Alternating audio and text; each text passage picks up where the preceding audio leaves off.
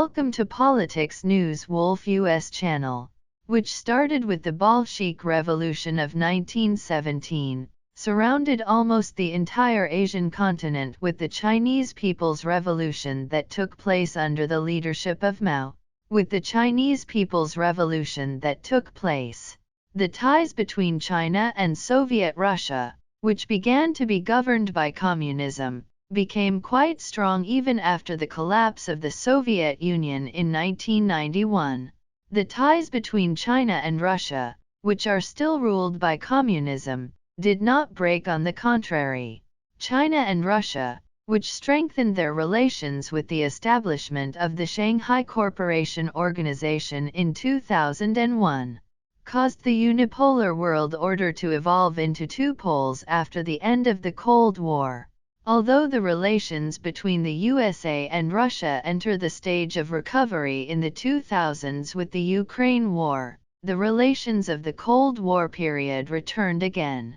In addition, China's tension with Taiwan and its claims in the entire South China Sea also upset the balance. Russia, which has lost a lot of power in the Ukraine war, does not pose a threat to the USA and the rest of the world at moment. However, China, which has the world's largest production due to its population capacity, has expanded its military power thanks to this and has become a potential danger. Although China's commercial relations with the leading countries of the West do not guarantee that they will not pose a threat in the future, the USA is already trying to take precautions against the danger, deploying most of its Navy power in the Pacific. The U.S. is already taking precautions against the possible Chinese threat together with the partnerships it has established in the region. Here in this video, we will tell you the extent of the conflict between the USA and China. Let's take a look at the tension between the US and China and what the expansion of the Chinese military means for the US as China continues to grow the world's largest navy. Currently, an expert from the US Naval Academy warned for US military planners that a naval battle, the larger fleet almost always wins. The experts state that if a lesson is learned from history, China's numerical superiority is likely to defeat the U.S. Navy in any war with China. U.S. experts have studied 28 naval battles from the Grey Cop, Persian Wars of 500 BCE, to the recent Cold War proxy conflicts and interventions. Experts found that in only 3 instances, superior technology, be it the larger numbers, all other wars were won by superior numbers or between equal forces, superior strategy, or morality. Often the 3 qualities go together because operating a large fleet often facilitates more extensive training and is often an indication that leaders are concerned with strategic requirements. Wars from the 11th, 16th, and 19th centuries are probably unfamiliar to all, but the most ardent academics, but others that show numbers B technology are certainly not well known. Take for example, the Napoleonic Wars of the early 1800s. French warships excelled in ship design and building technology, but ultimately it was a large number of frail navy ships that prevented Napoleon from crossing the UK Channel.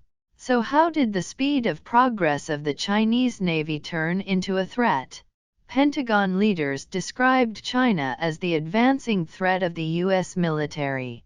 But fleet size figures show that the U.S. military is not keeping up with China's Navy growth. According to the Pentagon's 2022 China Military Force Report released in November, the Chinese People's Liberation Army, Navy, or plan surpassed the U.S. Navy in terms of its fleet size around 2020, and currently has about 340 warships. According to the report, the Chinese fleet is expected to grow to 400 ships in the next 2 years.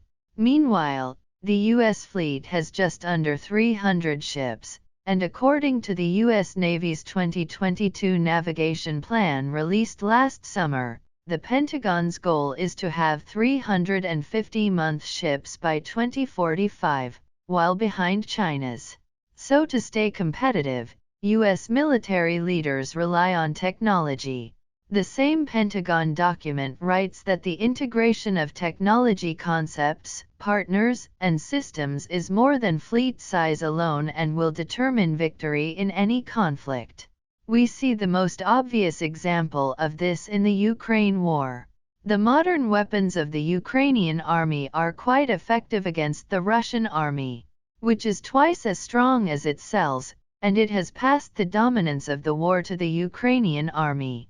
But U.S. experts point to World War II in the Pacific, where Japanese technology started out better than the US, as an example of why the Pentagon's conclusions were not correct. The Empire of Japan entered the war with some superior technology. It had state-of-the-art weapons such as the Zero fighter jet, the Long Spear torpedo and Cellar water torpedoes.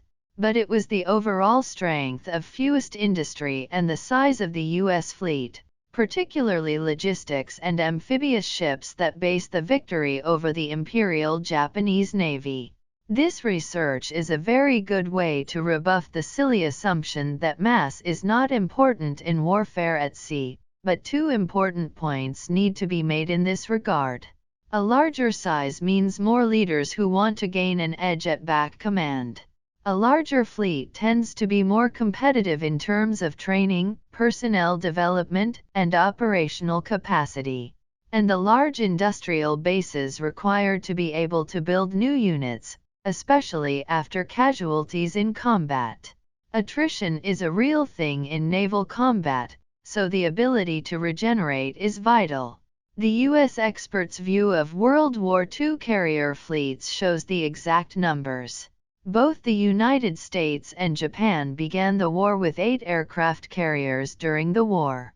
The Empire of Japan built 18 carriers, while the U.S. built 144. Unless the U.S. decided not to fight, Japan had no chance. So what happened that China got more ships than the U.S.? Shipbuilding was the U.S. powerhouse in the 1940s when it was the world's industrial giant. This title is now held by China. Most analysts stout that the U.S. defense industry, which has shrunk since the end of the Cold War, can grow fast enough to meet wartime demand. Indeed, there is currently a concern that U.S. industry will not be able to meet demand for weapons of Ukraine, fight Russia, while keeping us armed stockpiles at adequate levels. Admiral Daryl Cordell, commander of the U.S. Fleet Forces, urged the country's defense industries to step up their game, saying last week that you are not delivering the ammunition we need. Cordell: winning is very important, and I can't do it without ammunition. It's necessary to know that the U.S. is here against a competitor and a potential enemy, and this is unlike anything we have seen so far.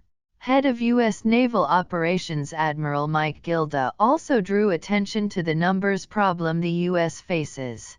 In a potential Pacific conflict, the U.S. Navy won't be able to mush the plan missile for missile.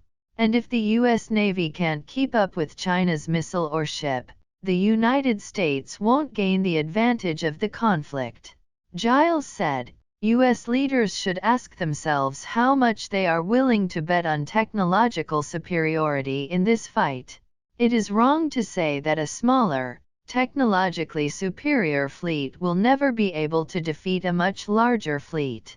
But apart from 3 possible cases in just the last 1,200 years, no small fleet has ever won a naval battle. China is the most populous country in the world with a population of 1.412 billion in 2021. And this population density is the most important factor in increasing China's production capacity. Considering the production rate in China, which is made with 3 times faster than the US, it is important for the U.S. to increase its production capacity in the Navy and to reach the level of China for a possible danger in the future. Thank you for watching the video. We value your opinion. Please comment, share them with us, and thank you so much once again for watching this video. See you in my next video.